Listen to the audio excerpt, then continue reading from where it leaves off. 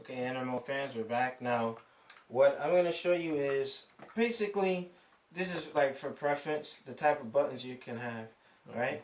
These are the concave and the convex buttons. We can zoom in here a little bit. Doing it? Yeah. Right? Now, these are good, but the problem is they tend to stick, you know? So, like I said, you can go to happcontrols or lizard lick, you know, to get these, the convex. Bring it down a little bit. These are mashable, right? Okay. They take all kinds of abuse, so you won't have any like sticking issues, right? So you might want to order like a box, an industry box of these, so that you can install them. I put them all in my X Arcade, so that's something that you might need, right? Also, what I have here are pre-wired switches, all right? These are gonna go into your button hub. Alright, let me zoom in. Alright. This is what's going to send the signal to your controller. Alright. Now, since these are pre-wired, in the next part of this segment, you're going to see that I'm going to cut these out. They're the ground and the positives. Okay. What's going to happen is... Now, how can you tell the two since they're color-coded the same pretty much? You'll see. Okay. Each switch has a positive and a negative, so when you are soldering it to your board, you're going to pretty much make sure you have a steady hand, an X-Acto knife, or like a screwdriver so that you can delicately scrape the points of contact, okay?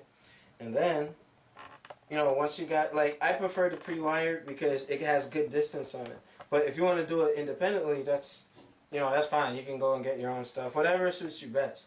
Alright, because you're going to need a lot of slack, especially inside the housing of the board. Alright, now, next, those of you who aren't fortunate enough to have, like, you know, like I'm using an old Pelican arcade stick. This is for the original Xbox.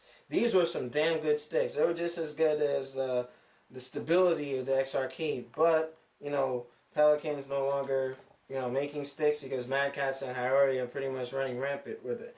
Alright? But, yeah, this is pretty much a good housing unit for someone with big hands. Alright? And then pretty tight. If you want to cut your board, that's fine. You know, that's good. But, I mean, if you can save costs, you can do it this way. Alright? Alright, what else we got? Now, next, the reason for this mod, now, those of you who remember this device right here, this is my personal one. We did an episode where we did the PS2 to 360 and keyboard to 360 conversion.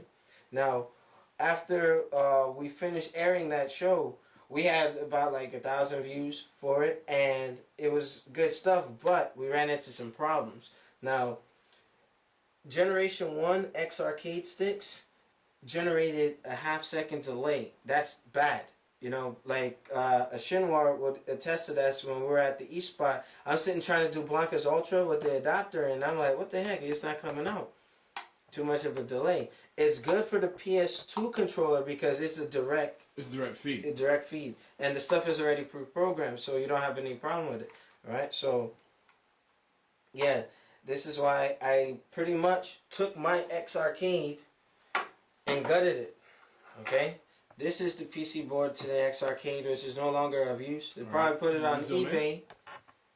I'll probably put it on eBay.